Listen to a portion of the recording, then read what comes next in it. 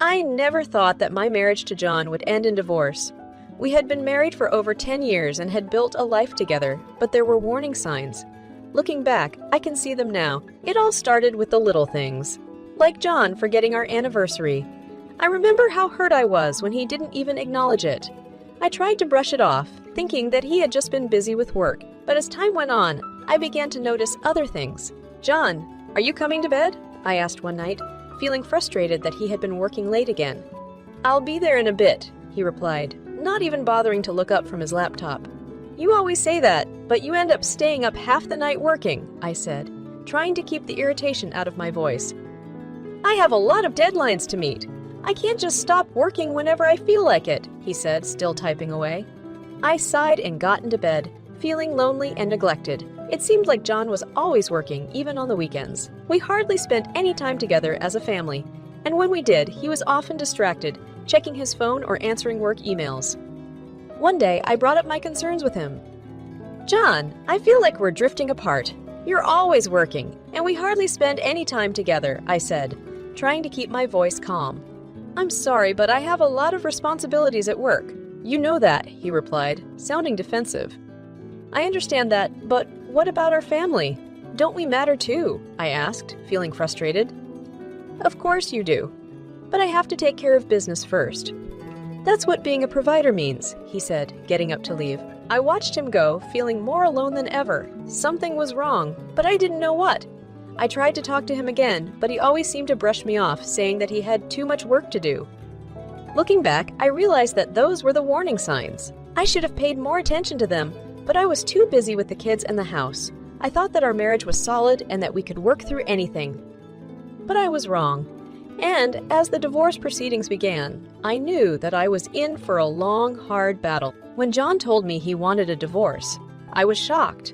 I felt like the floor had fallen out from under me. We had been together for so long, built a life together, and had children. I thought we could work through our problems, but he seemed determined to move on. "Why? Why do you want a divorce?" I asked, my voice shaking. "I just don't think we're compatible anymore," John replied, looking away from me. "But we can work on that. We can go to counseling or something. Please, let's try to fix things," I pleaded, feeling desperate. "It's too late for that. I've already made up my mind. I want a divorce," he said, his voice firm. I felt like I had been punched in the gut. All the years we had spent together, all the memories we had made, and he just wanted to throw it all away. I tried to reason with him, but he was resolute. He had already talked to a lawyer and was ready to move forward with the divorce proceedings. As we began the process of untangling our lives, it became clear that John wasn't willing to compromise. He wanted everything to go his way, and he was willing to fight dirty to make it happen. "Why are you doing this, John? We can work together and come up with a fair settlement," I said, feeling frustrated. "I'm not going to give up what's mine just because you're feeling hurt," he replied, his tone cold. "But we built this life together. We shared everything. It's not fair for you to just take it all," I said, feeling tears welling up in my eyes. "I worked hard for what I have. I'm not going to just give it up because you feel entitled to it," he said, his voice rising. The tension between us was palpable. And I knew that this divorce was going to be anything but amicable. But I also knew that I couldn't just give up without a fight. I hired a lawyer and prepared for what was to come, and as the days turned into weeks, and the weeks turned into months, I knew that I was in for the fight of my life. As I sat in my lawyer's office, I felt overwhelmed. The divorce proceedings were taking a toll on me, and I wasn't sure if I had the strength to keep going. But my lawyer was reassuring, and he had some advice that gave me hope. "Based on what you've told me, it seems like your husband has been hiding his assets. He's been transferring them to his mother's name to avoid giving you a fair settlement," my lawyer said, his tone serious. "But how is that legal? Can't we do something about it?" I asked, feeling confused. "It's not legal, but it's difficult to prove. However, there are ways we can work around it. We can investigate and gather evidence to show that he's been hiding his assets," he replied, his voice measured. "But how do we do that? He's been so careful. I don't even know where to start," I said, feeling lost. "That's where I come in. I have a team of investigators who can help us. But we need to be strategic about this. We can't tip our hand too soon. We need to gather as much evidence as we can before we confront him," he said, his eyes glinting with determination. As we talked, I felt a glimmer of hope. Maybe there was a way to get what I deserved. Maybe I could come out of this divorce with something to show for it. But how long will this take? I feel like I've been fighting this for so long already, I said, feeling tired. It will take time, but it's worth it. We need to be patient and methodical. But I promise you, we will do everything in our power to get you a fair settlement, he said, his voice reassuring. I left his office feeling more hopeful than I had in a long time. Maybe there was a way to turn the tide in my favor. Maybe I could come out of this divorce with my head held high. And as I prepared for the fight ahead, I knew that I had a good lawyer on my side. A lawyer who was determined to get me the justice I deserved. As my lawyer had promised, we started investigating John's assets. We combed through his financial records, looking for any evidence of hidden assets. And eventually, we found something that shook the foundation of the divorce proceedings. We found something. Something big, my lawyer said, his voice tense. What is it? What did you find? I asked, my heart racing. Your husband has been funneling his entire fortune into his mother's name. He's been doing it for years. It's a blatant attempt to hide his assets and avoid giving you a fair settlement, he said, his tone serious. I felt a wave of anger wash over me. All the years I had spent with him, building a life together, and he had just been using me. I felt like a fool. But how can we prove it? Do we have any evidence? I asked, feeling desperate. We have the financial records. We have the transfers. We have everything we need to prove that he's been hiding his assets, he said, his eyes glinting with determination. But how do we use this? Can we take legal action against him? I asked, feeling hopeful. We can. We can use this evidence to force him to come to a fair settlement. He can't hide his assets forever, and once we confront him with this evidence, he'll have no choice but to come to the table, he said, his voice reassuring. As we prepared to confront John with this evidence, I felt a sense of relief. Maybe there was a way out of this mess. Maybe I could finally get what I deserved. Are you ready to do this? This is going to be a tough battle, but we can win it, my lawyer said, looking at me. I'm ready. I've been waiting for this for a long time. Let's do it, I said, my voice firm. As we marched forward, armed with our evidence, I knew that we were in for a fight. But I also knew that we had the upper hand. We had the evidence and we had the will to win. And as we prepared for the confrontation that would change everything, I felt a sense of hope. Maybe, just maybe, I could come out of this divorce with something to show for it. The day of the confrontation with John finally arrived. My lawyer and I walked into the conference room where John and his lawyer were waiting for us. John's face was unreadable, but I could tell that he was nervous. We have some evidence that we'd like to present to you, my lawyer said, his tone measured. What evidence? John's lawyer asked, his voice wary. We have evidence that your client has been hiding his assets by transferring them to his mother's name. It's a blatant attempt to avoid giving my client a fair settlement, my lawyer said, his voice firm. John's lawyer looked at us for a moment, then turned to John. Is this true? He asked.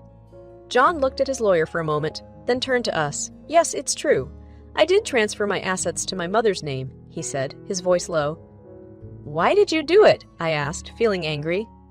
I did it to protect my assets. I knew that if we got a divorce, you would try to take everything from me. I didn't want to lose everything I had worked so hard for, he said, his eyes defiant. But that's not fair. We built a life together. I deserve a fair settlement, I said, feeling frustrated. I understand that, but I have a right to protect my assets. And if you want a fair settlement, you'll have to go through my mother, he said, his voice firm. My lawyer stepped in. That's not how it works. You can't hide your assets like this. It's illegal, and we have evidence to prove it. We can take legal action against you and your mother if we have to, he said, his eyes flashing. For a moment, there was silence in the room. John and his lawyer looked at each other, then back at us. Let's settle this, John said, finally breaking the silence. What do you want? I looked at my lawyer, then back at John. I want half of what's rightfully mine. I want a fair settlement, I said, my voice firm. After some negotiation, we finally reached a settlement. It wasn't everything I had hoped for, but it was a fair settlement. As we left the conference room, I felt a sense of relief. It was over. I could finally move on. You did well. You fought hard, and you got what you deserved, my lawyer said, his voice reassuring. I couldn't have done it without you. Thank you, I said, feeling grateful. And as I walked out of the conference room, I knew that I had come out of the battle stronger than ever. I had fought for what was rightfully mine, and I had won. The settlement was finalized, and I had received my fair share of the assets, but the victory was bittersweet. I had lost my marriage, my partner, my best friend.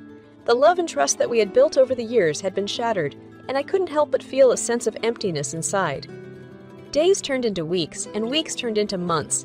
I tried to move on with my life, but it was difficult. Every time I saw something that reminded me of John, my heart ached. I missed him, and I couldn't shake off the feeling that things could have been different if he had only been honest with me from the start. One day, out of the blue, I received a letter in the mail. It was from John's mother, informing me that she had passed away and that she had left her entire fortune to John. My heart sank. It was as if John had won the battle after all. I called my lawyer to ask for advice. "Is there anything we can do?" I asked, my voice shaking. "I'm afraid not. If the fortune was left to John, there's nothing we can do to challenge it," he said, his tone sympathetic. I felt angry and helpless. It wasn't fair. John had hidden his assets, and now he was reaping the rewards. But there was nothing I could do about it. Weeks passed, and I tried to move on with my life. I took up a new hobby, spent time with friends, and tried to focus on my career. But the feeling of injustice lingered in the back of my mind. One day, as I was walking through the park, I saw John sitting on a bench. I hesitated for a moment, then walked over to him. "Hi," I said, my voice tentative. "Hi," he replied, his voice equally uncertain. "How are you?" I asked, trying to keep the conversation neutral. "I'm okay. And you?" he asked, his eyes searching mine. "I'm trying to move on," I said, my voice tinged with bitterness. "I know, and I'm sorry for everything," he said, his voice low. "Why did you do it?" I asked, unable to contain my curiosity. "I don't know. I was scared. I didn't want to lose everything," he said, his voice full of regret. "But you did lose everything. Our marriage, our trust, our love," I said, feeling tears welling up in my eyes. "I know, and I'm sorry. I wish I could take it all back," he said, his eyes pleading. For a moment, we sat in silence. The sun was setting, and the park was slowly emptying out. And as I looked at John, I realized that I still loved him. Despite everything, I still cared for him. "I have to go," I said, standing up. "Wait," he said, grabbing my hand. "I know it's too late, but I still love you, and I'll always regret what I did." I looked at him, my heart racing, and for a moment I didn't know what to say. "I have to go?" I repeated, pulling my hand away. As I walked away from him, I felt a sense of closure. I knew that the outcome of the battle had been fair, and that I had fought for what was rightfully mine, but more importantly, I had realized that sometimes love was not enough, and that sometimes even the strongest of bonds could be broken